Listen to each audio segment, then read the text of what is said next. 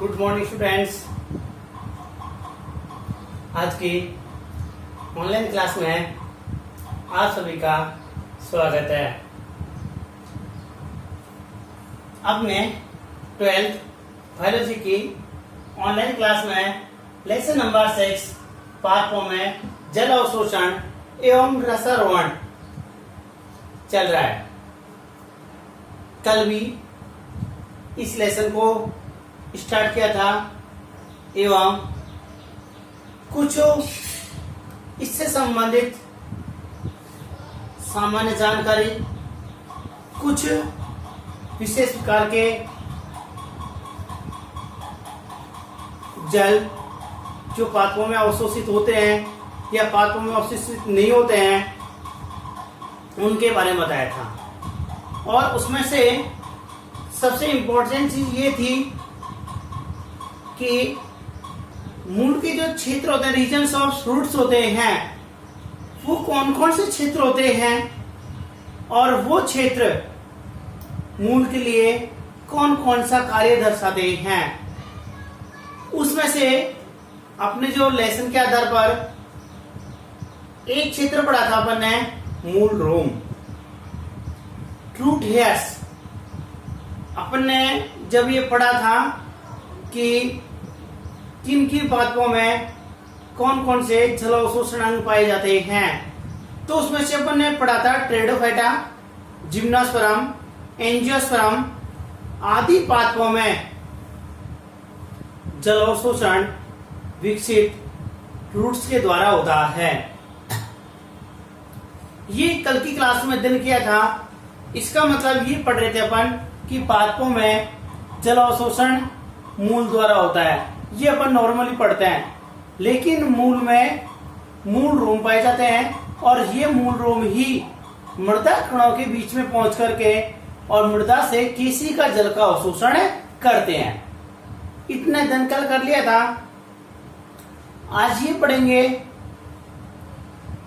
कि जल का अवशोषण किस प्रकार से होता है या किस मार्ग से ये जल कोशिकाओं तक पहुंचता है, पत्तियों तक पहुंचता है।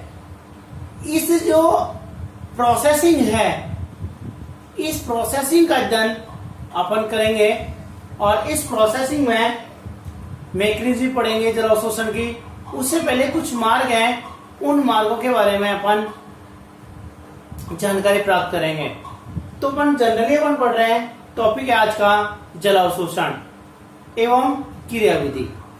जल अवशोषण कैसे होता है, जल अवशोषण की क्रियाविधि किस प्रकार से संपन्न होती है, इस सब के बारे में आज की ऑनलाइन क्लास में अपन अध्ययन करेंगे। जनरली मैं आपको बता दूं कि सबसे पहले आप आज की क्लास में सबसे पहले टॉपिक डालिए जल अवशोषण। क्या टॉपिक डालना है? जल अवशोषण, वाटर एब्जॉर्प्शन, ये टॉपिक डालिएगा। टॉपिक डाला,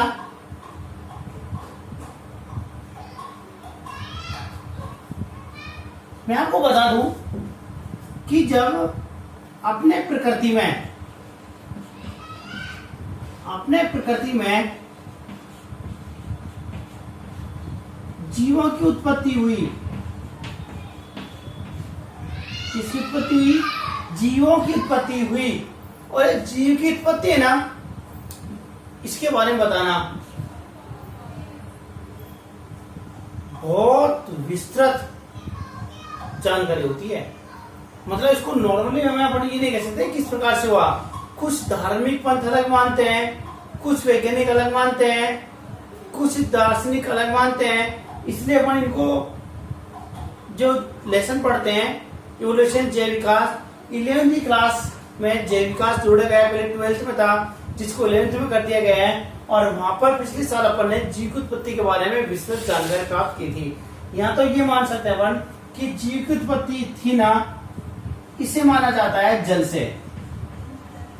किससे माना जाता है? जल से। ये कह सकते हैं कि सबसे पहले जल में ही जीव का विकास हुआ था। सबसे पहले ऐसा माना गया था कि एक कोशिकीय है, एक कोशिकीय से बहुकोशिकीय है। इस प्रकार से जीवों का विकास हुआ था। और इन जीवों की उत्पत्ति के बाद में इनका जो विकास हुआ है, ये विकास भी कहाँ हुआ है? ये जल के अंदर ही हुआ है। इनका विकास भी कहाँ हुआ है? जल के अंदर ही हुआ है। और इनका जो विकास क्रम है ना, इसमें आपने कल पढ़ा भी था, थैलाफाइटा,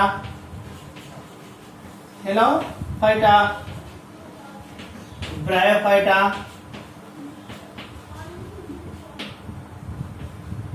टेरिडोफाइटा, जिम्नोस्पर्म, एंजियोस्पर्म,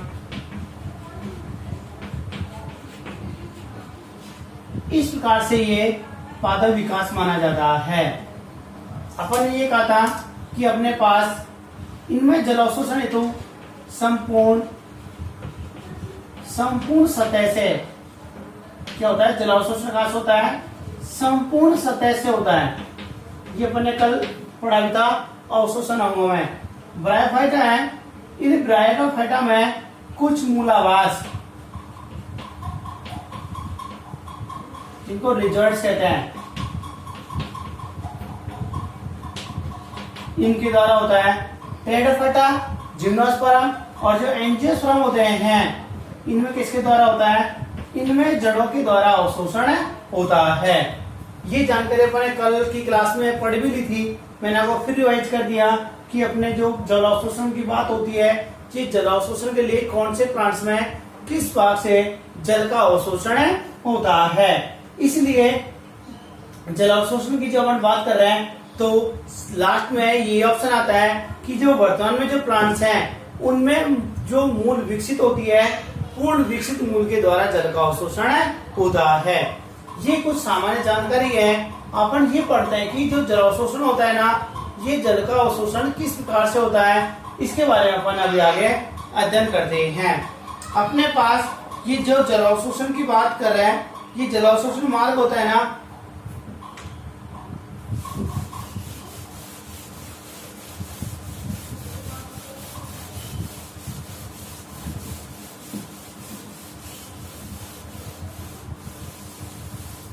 देखो अपने सबसे पहले कौन सा होता है?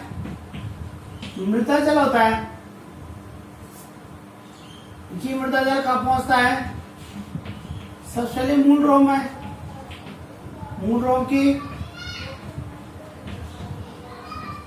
कॉर्टेक्स में, कॉर्टेक्स से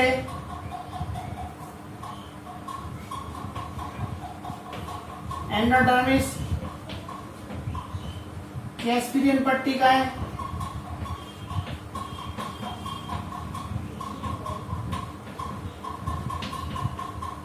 और फिर पहुंच जाता है ये जाइलम, और जाइलम से होता हुआ पहुंच जाता है ये पत्ती तक पहुंच जाता है। इस प्रकार से पादपों में जल का अवशोषण होते हुए अवशोषण के बाद में इस प्रकार से ये पत्तियों तक जल पहुंचने का मार्ग माना जाता है। इस प्रकार से जो अवशोषित जल होता है ना, कौन सा? मृदा जल होता है। और इस अवशोषित जल में किसका उपयोग करते हैं अपन? केसिका जल का उपयोग किया जाता है प्लांट्स द्वारा। ये जो केसिका जल होता है सबसे पहले कहाँ पहुंचता है? ये मूल रोम में पहुंचता है। मूल रोम के बाद में ये कॉर्टेक्स में पहुंचता है। कॉर्टेक्स से एंडोडर्मिस में, एंडोडर्मिस से कैस्पिरियन पट्टिका में। यहाँ तक तो नॉर्मल हो जाता है। इसके बाद कहाँ पहुंच जाता है? ये जाइलम में पहुंच जाता है, और जाइलम के बाद जाइलम से पत्ती तक ये पहुंच जाता है। और जनरली आपने वैसे पहले भी अध्ययन कर चुके हैं, सुना भी होगा कि जाइलम का कार्य क्या होता है। जाइलम का मुख्य कार्य ये होता है कि जो मूल द्वारा अवशोषित जल होता है, उस मूल द्वारा अवशोषित जल को पत्ती तक पहुंचाने का महत्वपूर्ण कार्य होता है। ये अपन ने पहले भी पढ़ चुके हैं। तो जाइलम से कहाँ पहुंचा? ये पत्ती में पहुंचा। ये तो एक सामान्य मार्ग हुआ। पहले लिखिए, ये 2-3 लाइन में लिखा देता हूँ, इसमें लिखो। मैं बोल देता हूँ 3-4 लाइन, उसके बाद में इसको लिखना है। लिखो इसमें प्रकृति में, लिखो पॉइंट डालिएगा जल अवशोषण, और मैं जो बोल रहा हूं उसको लिखिएगा। प्रकृति में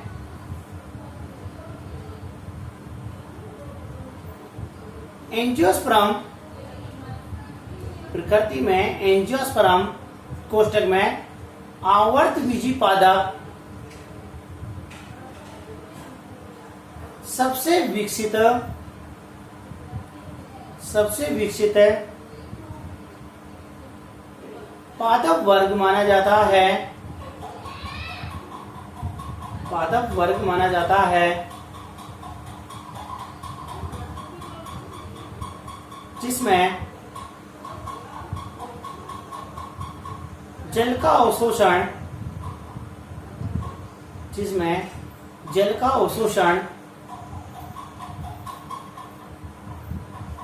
मूलों द्वारा होता है, अर्थात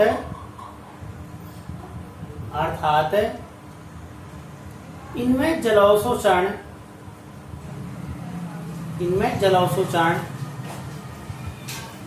पूर्ण विकसित मूलों के द्वारा होता है। इनमें जल का अवशोषण पूर्ण विकसित मूलों के द्वारा होता है। ये मूल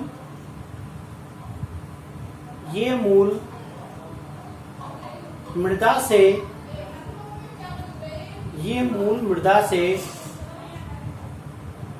केसी का जल का उपयोग करती हैं।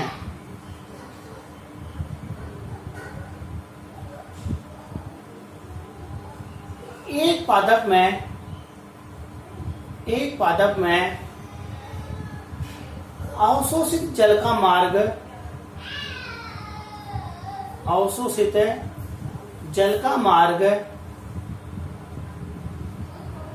निम्न प्रकार होता है। इसको नोट कीजिए, इसको पॉइंट कीजिए, उतारिएगा। अब नीचे उतारिएगा, मृदा जल, क्वेश्चन लिख लेना केसी का जल।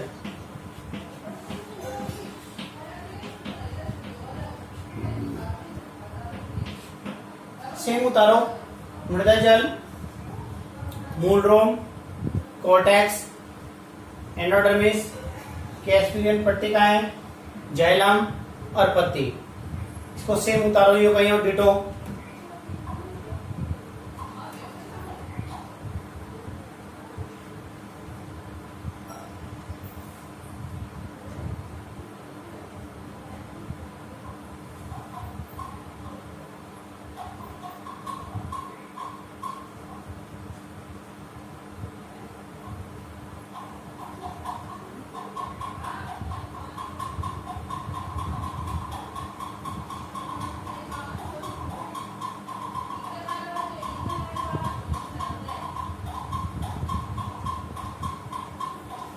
तारा आगे बढ़ाइए पॉइंट।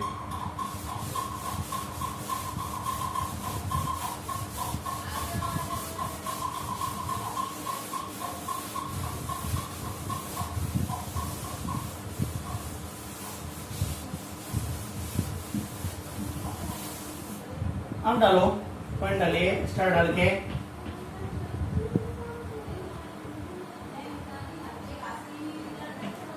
जल पथ कोशिकाओं में जल मार्ग क्या होता है? इसको अपन जल मार्ग भी कहते हैं। किस प्रकार से होता है? जो आरपीजी प्लांट्स होते हैं, पूर्ण विकसित पादप होते हैं, जिनमें मूल के द्वारा होता है, उनमें एक कोशिका से दूसरी कोशिका में जल का जो पहुंचने की प्रोसेसिंग होती है ना, ये ध्यान रखना, वो तो संपूर्ण जल का अवशोषण है। ये जो जल पथ होता है ना, ये एक कोशिका से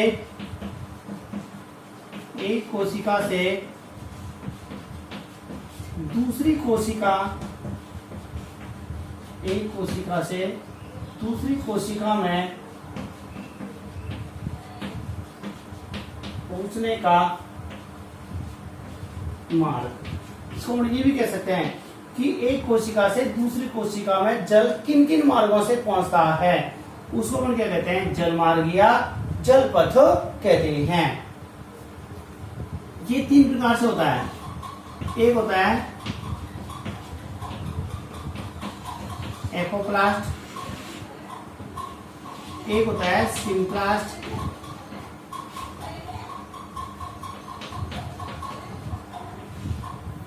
और एक होता है रसदानीय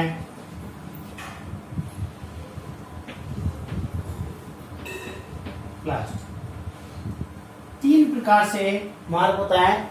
नंबर 1 एपोप्लास्ट, नंबर 2 सिम्प्लास्ट और नंबर 3 रसदानीय प्लांट्स। तीन मार्गों के द्वारा जो आवर्तबीजी पादप होते हैं या विकसित पादप होते हैं, इन विकसित पादपों में इन तीनों के द्वारा क्या होता है, जल का एक कोशिका से दूसरी कोशिका में परिवहन होता है।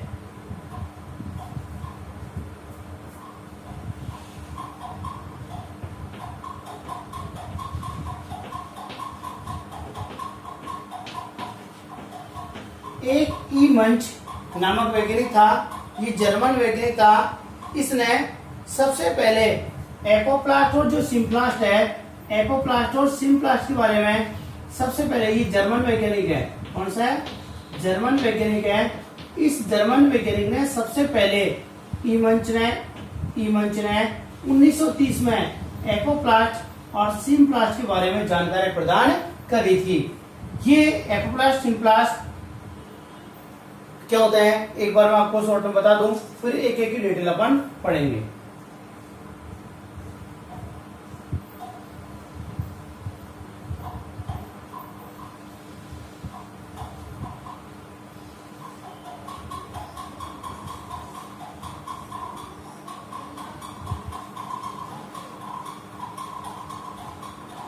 जैसे मैं डायग्राम बना रहा हूं, ध्यान रखिएगा, ऐसे आपको भी डायग्राम बनाना है। किस प्रकार से डायग्राम बना रहा हूं मैं, देखो।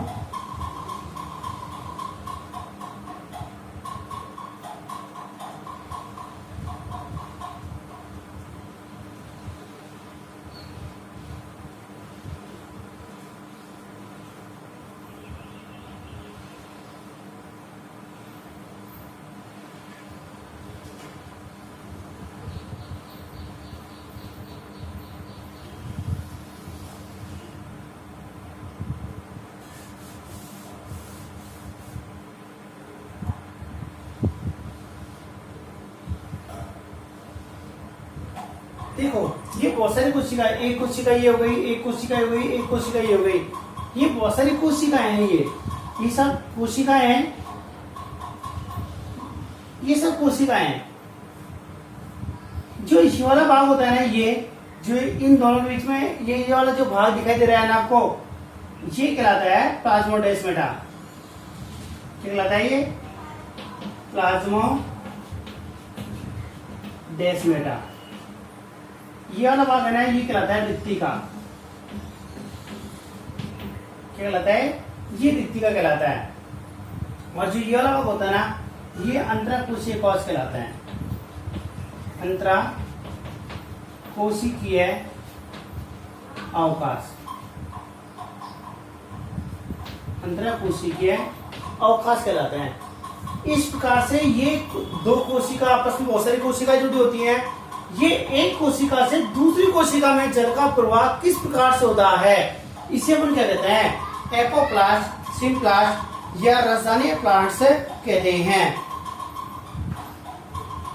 नंबर 1 की बात कर रहे हैं अपन एपोप्लास्ट की। देखो कौन, एक बार मैं समझा दूं, पहले आप समझ लीजिएगा, फिर बाद में लिख लीजिएगा नोट डाल के। आप तो पहले देखो एपोप्लास्ट क्या होता है, सिम्प्लास्ट क्या होता है और रसायनिक प्लांट्स क्या होता है। देखो, ये कोशिका भित्ति हो गई और ये कोशिका झिल्ली हो गई, राइट? ये कोशिका भित्ति हो गई, ये कोशिका झिल्ली हो गई। इस कोशिका भित्ति और इस कोशिका झिल्ली के बीच में रिक्त स्थान है नहीं है? रिक्त स्थान पाया जा रहा है। ये जो रिक्त स्थान होता है ना, इस रिक्त स्थान को अपन क्या कहते हैं? अंतराकोशिकीय स्थल कहते हैं या अंतराकोशीय अवकाश कहते हैं।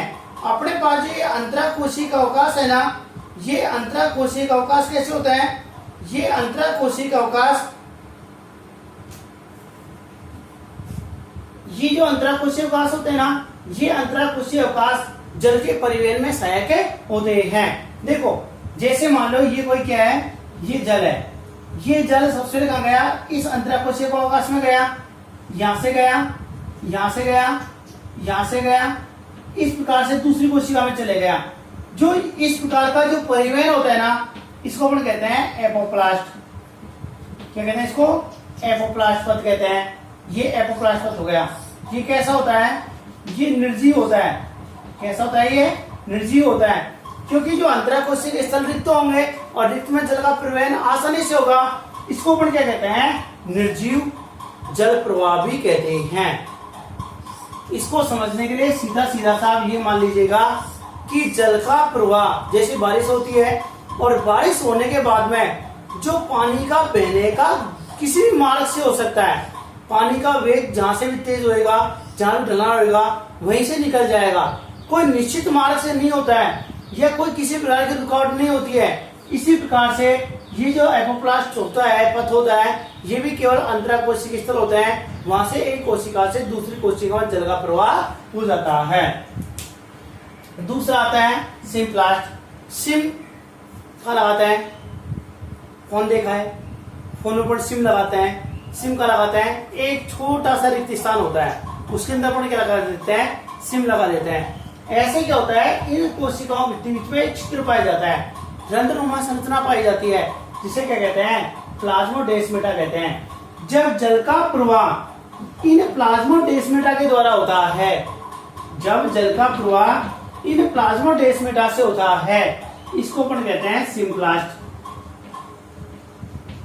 क्या कहते हैं इसको?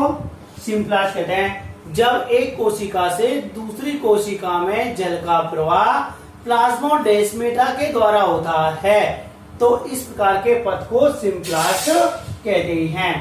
और एक होता है रसदानी प्लांट्स। इसमें जल का प्रवाह सीधे ही कोशिका द्रव या कोशिका झिल्ली से होता है। इसको अपन कहते हैं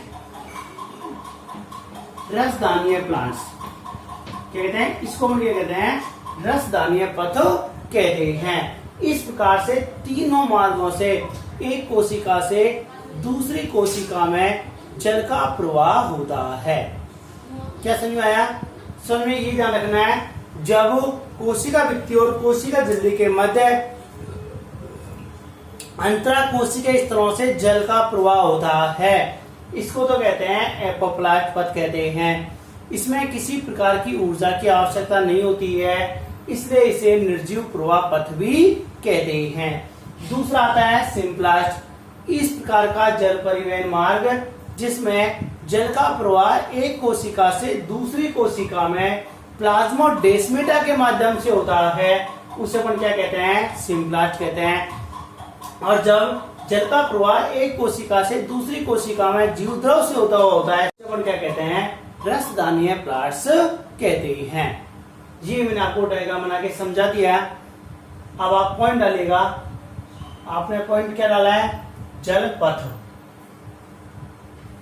ये पॉइंट डाला, इसमें लिखो, एक लाइन लिखो। एक कोशिका से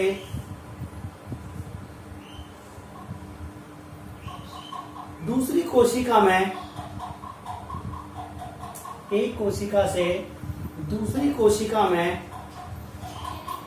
जल का प्रवाह, एक कोशिका से दूसरी कोशिका में जल का प्रवाह निम्न पथों द्वारा होता है। जल का प्रवाह निम्न पथों द्वारा होता है। आप तीनों पॉइंट लिखिए। नंबर 1 एपोप्लास्ट, नंबर 2 सिम्प्लास्ट और नंबर 3 रसदानीय प्लास्ट। तीनों पॉइंट डालो और इन दोनों का लिख देना। इसका प्रतिपादन जर्मन वैज्ञानिक ई मंच ने 1930 में किया। शॉर्ट में लिख लो। ये चाहे नीचे नोट डाल के लिखिएगा। एपोप्लास्ट एवं सिम्प्लास्ट पथ का प्रतिपादन जर्मन वैज्ञानिक ई मंच ने 1930 में किया। जैसे आप लिखना चाहो लिख लो, चाहे इसी के सामने लिख लो कुछ डिब्बा बना के, चाहे नीचे नोट डाल के लिख लो।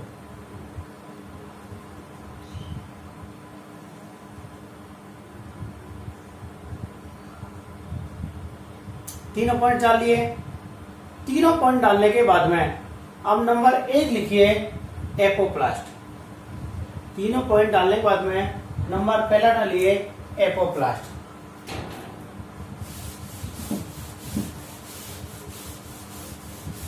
इसको मिटा देता हूं मैं, दोबारा बना देंगे।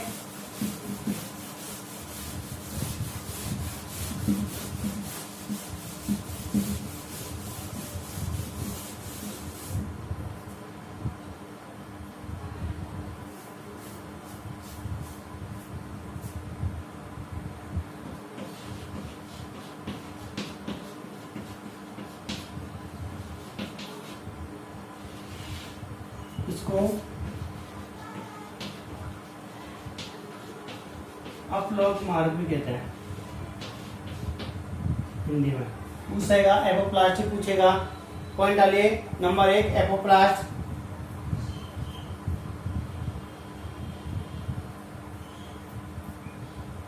इसमें लिखो, इसमें लिखिएगा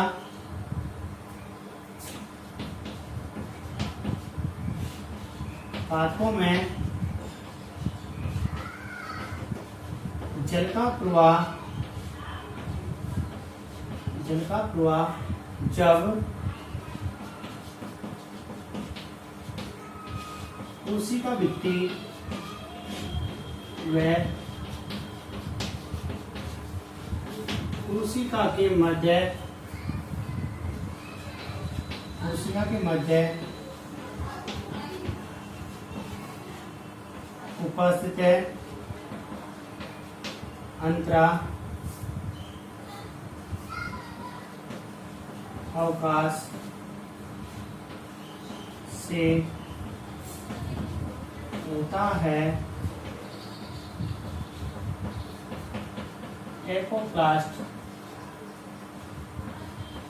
एपोप्लास्ट मार्ग कहलाता है। क्या कहा था अपन ने? पहले भी ये कहा था कि जब कोशिका भित्ति और कोशिका के मध्य जो अंतरा कोशिका अवकाश होते हैं, इन अंतरा कोशिका अवकाश से जब जल का प्रवाह होता है तो इसे अपन क्या कहते हैं? एपोप्लास्ट कहते हैं। इसमें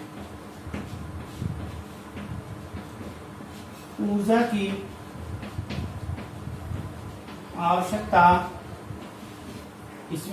की आवश्यकता नहीं होती है, इसलिए इसे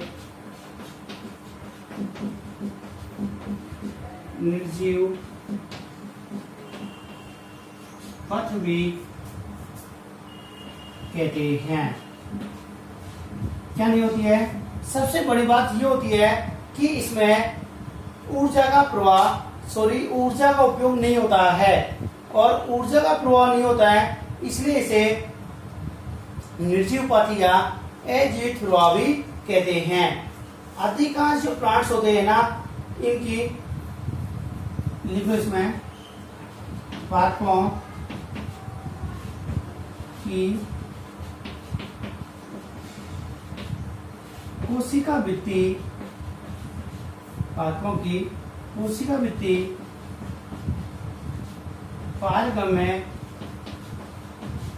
पारगम होती है। अभी अपने पहले पढ़ा था, मैंने आपको बताया था कि प्राशन वाले पाठ पढ़ाया था, पारगम, अपारगम, अर्धपारगम और चयनात्मक पारगम। वहां जो पारगम अपने लिखा था कि इस प्रकार की झिल्ली या इस प्रकार की संरचना जिसके अंतर्गत विलय और विलायक दोनों के अणु आसानी से गुजर सकते हैं, उसे अपन क्या कहते हैं? पारगम्य झिल्ली कहते हैं। और जो पारगम झिल्ली होती है उसमें सभी अणुओं का आदान प्रदान हो सकता है। तो अपनी जो कोशिका भित्ति होती है, ये कोशिका भित्ति किसका काम करती है? ये पारगम्य का काम करती है। इसलिए ये जो कोशिका भित्ति होती है ये पारगम होती है और जल का प्रवाह इसमें आसानी से हो जाता है। पादपों की कोशिका भित्ति पारगम होती है जिससे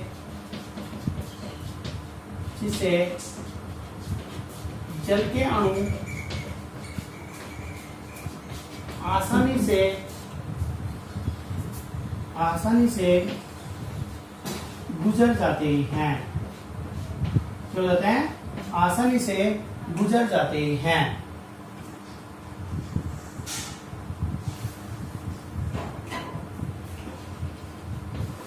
इस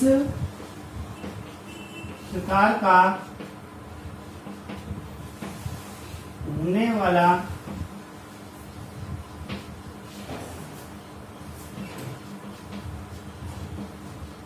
जल प्रवाह, इस प्रकार का होने वाला जल प्रवाह अनियंत्रित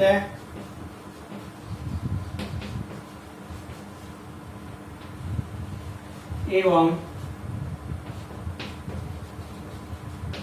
विसरण द्वारा होता है। किससे होता है? विसरण द्वारा होता है। यह तो नोट किया। इसके आगे लिखो। किसके द्वारा होता है? विसरण के द्वारा होता है।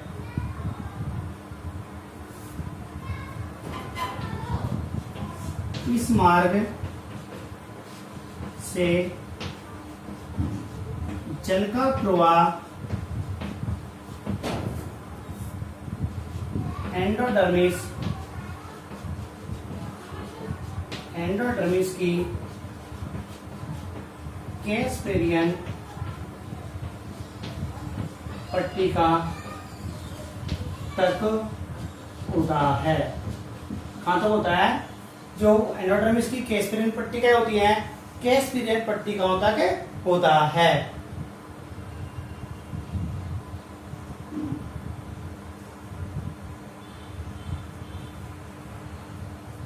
यहां तक लिखा। इसके नीचे लिखिए आगे, यहां तक उतारो और इसके आगे लिखना है।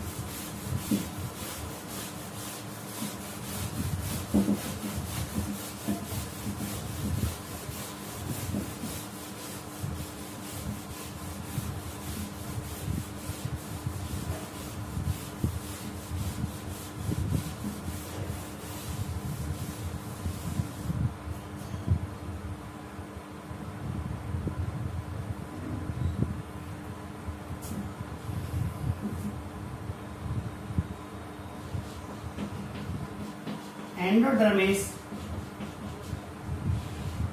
की कैस्पेरियन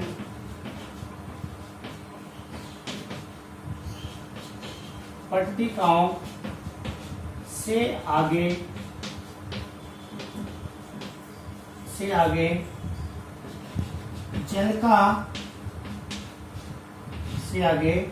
जल का प्रवाह कोशिका झिल्ली द्वारा होता है।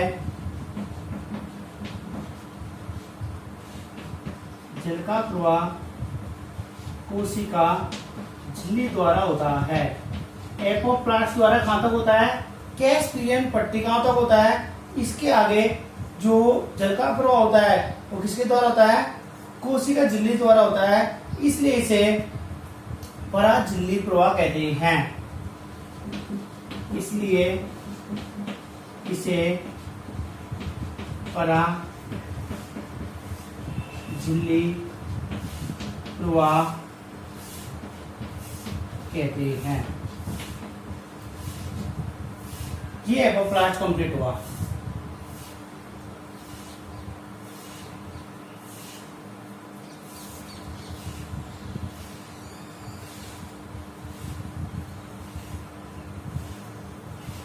नंबर 2 डालो।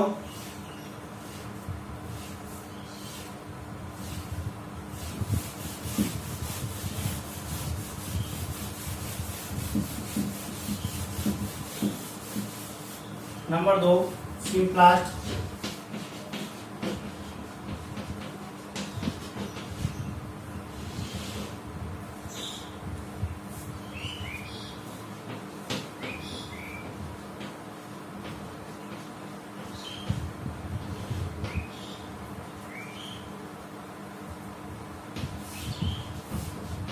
जब हाथों में जल का प्रवाह एक कोशिका से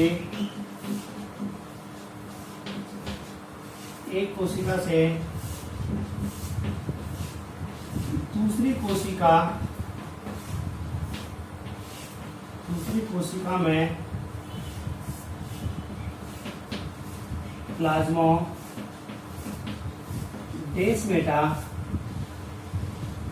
से होता है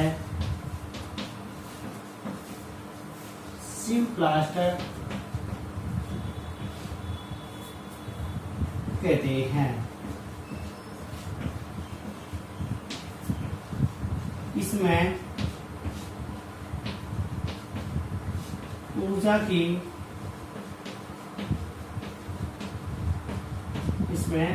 की आवश्यकता होती है, इसलिए इसे सजीव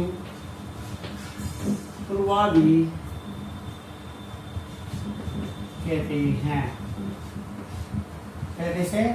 इसे सजीव प्रवाही कहते हैं।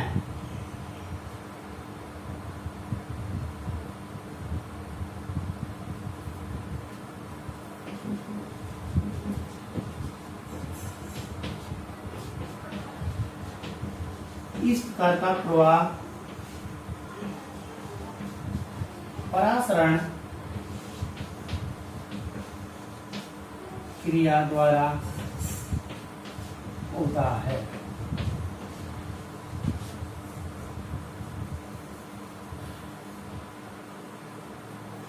किसके द्वारा होता है?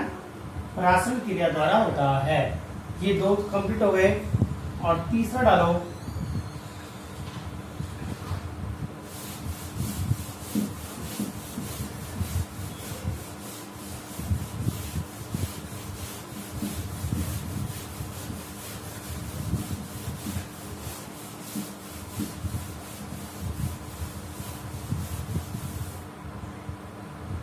तीसरा पॉइंट डालो।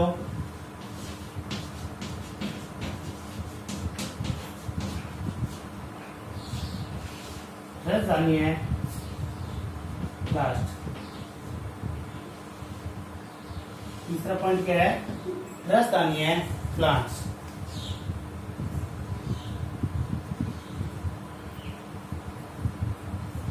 जब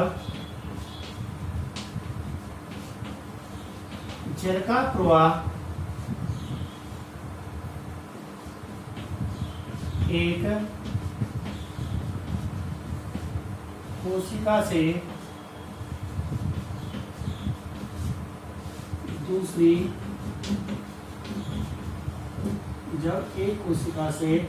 जल का प्रवाह दूसरी कोशिका में जीवद्रव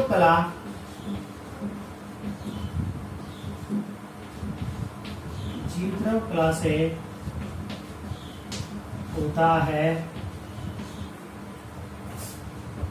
न कि प्लाज्मोडेस्माटा से। न कि प्लाज्मोडेस्माटा से होता है।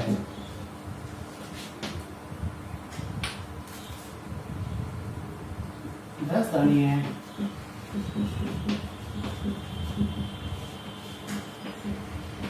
प्लास्टर कहलाता है। सर के लिखा अपन है सेम वही है। वहां तो प्लाज्मोडेस्माटा से होता है, यहाँ प्लाज्मोडेस्माटा से नहीं होकर किससे होता है? जीव द्रव्य कला। इसको जीव द्रव्य कला से होता है। किससे होता है?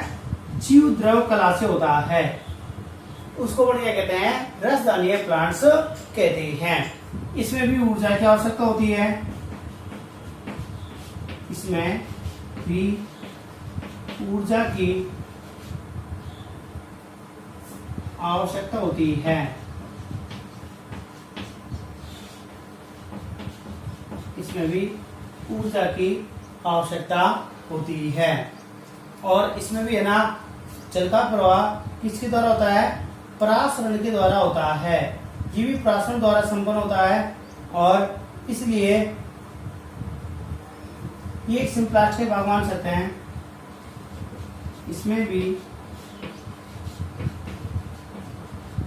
जल प्रवाह परासरण क्रिया द्वारा होता है। किस होता है? परासरण क्रिया द्वारा होता है। तीनों प्रकार के बताए मैंने। Number 1 apoplast, number 2 symplast, number 3 रसदानीय प्लास्ट। 3 प्रकार के बताए थे, तीनों लिख लिए, तीनों नोट करिएगा। इसके बाद में अपन को इसका डायग्राम बनाना है, तो सबसे पहले तीनों पॉइंट डालेगा। तीनों लिख लिया अपन ने। नंबर 1 एपोप्लास्ट लिख लिया, नंबर 2 सिम्प्लास्ट लिख लिया, नंबर 3 रसदानीय प्लास्ट लिख लिया। तीनों लिखने के बाद में जो मैंने साइड में डायग्राम बनाया था वो डायग्राम्स को दोबारा बना देता हूँ, और दोबारा बनाने के बाद में आप उसको डायग्राम को बना लीजिएगा।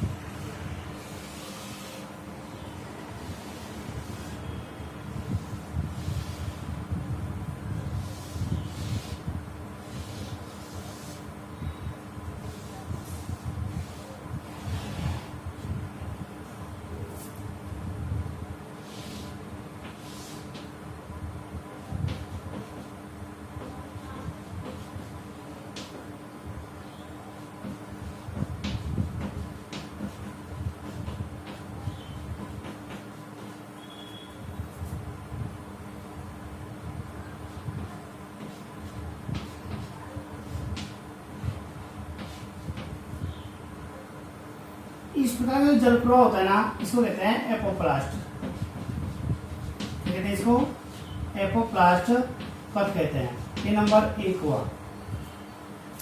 जब जल का प्रवाह प्लाज्मोडेस्माटा से होता है, इस प्रकार के प्रवाह को कहते हैं सिम्प्लास्ट। सिम्प्लास्ट पथ, क्योंकि ये वाला भाग क्या कहलाता है? ये ना प्लाज्मोडेस्माटा कहलाता है। ये प्लाज्मोडेस्माटा, ये वाला जो भाग है ना, ये पूरा क्या कहलाता है? ये पूरा प्लाज्मोडेस्माटा कहलाता है, ये वाला भाग।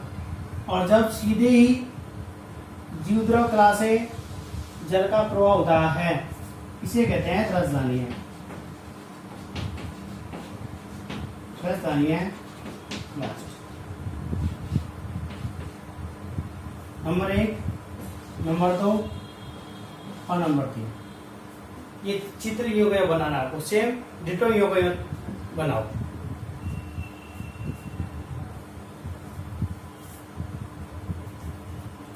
ये कोशिका वृत्ति हो गई, ये कोशिका हो गई। इसके बीच में जो अंतरा कोशिक स्थल है, ये क्या कहलाता है? ये वाला जो भाग होता है, ये अंतरा कोशिकीय स्थल कहलाता है, जहां से जल का प्रवाह होता है। एपोप्लास्ट।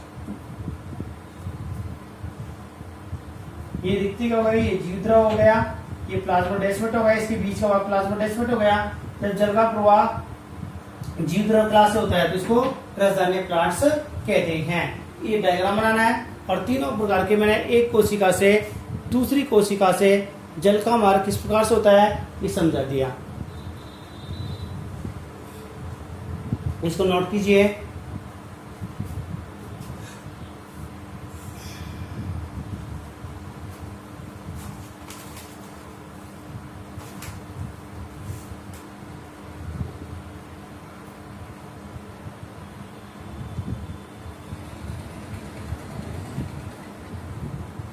डायग्राम को साफ साफ बनाना है और साफ साफ बनाने के साथ में आज का टॉपिक कंप्लीट होता है और आज के टॉपिक को कंप्लीट होने के बाद इसको यहीं बंद करते हैं। कल की क्लास में महत्वपूर्ण टॉपिक पढ़ेंगे।